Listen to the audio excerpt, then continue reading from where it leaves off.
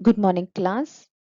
Today we will do Chapter 2 Conceptual Framework of Accounting. Now let's see the synopsis. Bookkeeping, relationship between bookkeeping, accounting, and accountancy, accounting principles. Now let's see what is bookkeeping. It is a process of recording financial transactions. It is a primary stage. It includes recording, classifying. It is routine in nature. Now let's look at the definition. Bookkeeping is an art of recording business dealings in a set of books. Now this given definition is given by J.R. Butley Boy. Here are the features.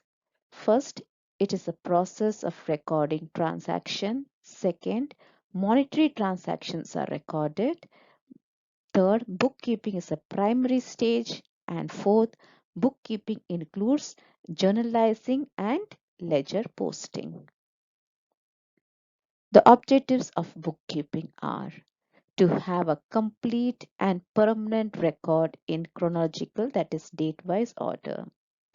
Second, to help in finding the profit or the loss of the business. Third, to help in finding the financial position.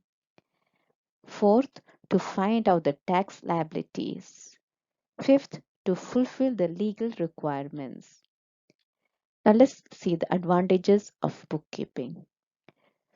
First one, transactions are recorded systematically in chronological order. It is a permanent record and reliable.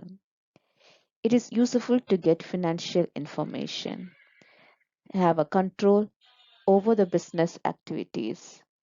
It provides as a legal evidence. We can compare the financial information to the year or the business or to another business.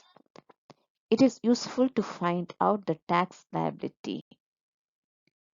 Now let's see the disadvantages of bookkeeping. Only monetary transactions are recorded. Effects of price changes are not considered, and data recorded are historical in nature. Now let's see the relationship between bookkeeping, accounting, and accountancy. Bookkeeping. It is a part of accounting. It is the primary stage. It is a process of recording. Accounting. It is a part of accountancy. It is a process of recording, classifying, analyzing, and interpreting of financial data. Accountancy. It is a systematic knowledge of accounting process. It contains the standards, principles, policies, and procedures. Now we move on to accounting principles. Accounting principles are the basic framework for maintaining the accounting records. Accounting principles are known as Generally Accepted Accounting Principles or GAAP. The first principle is the business entity concept. The business is separate from the owner. The business has to pay back to the owner his capital or the profit. The owner's personal transactions are not recorded in the business. So this is the principle of the business entity concept. Now let's look at the other one, the money measurement concept. Here only those transactions that is expressed in terms of money is recorded. Next, going concern concept. It says business will continue for a long period of time. It won't stop suddenly. According to the cost concept, all assets are recorded at cost price. If there is any changes in prices, it cannot be recorded. Asset cannot be compared. According to the dual aspect concept, every transaction has two aspects, debit aspects and the credit aspect. Periodicity concept. According to the periodicity concept, accounts are closed at the end of the accounting period. It is generally 1 year period. The matching concept. The matching concept says that expenses relating to a particular period are matched with the revenues relating to that period. Adjustments are made for outstanding, prepaid, accrued, and advances. Realization concept. The revenues should be recorded only when it is realized, or that is, it is generated. Objective evidence concept. Every transaction must have a supporting evidence.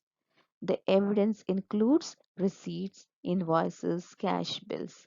It ensures accuracy and reliability. Accrual concept or the mercantile concept.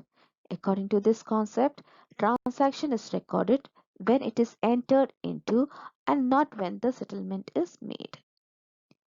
Convention of consistency. Now, according to this concept, same accounting rules and practices should be followed continuously year after year. Convention of full disclosure.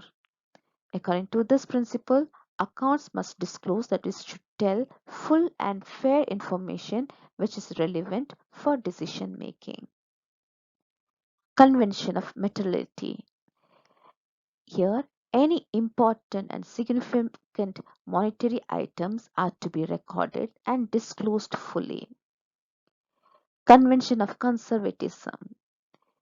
This principle tells, while recording the transaction, only future losses should be considered and not the future income, so that we can be aware of any loss which might come in future. So that's all, students. Thank you and have a happy learning session.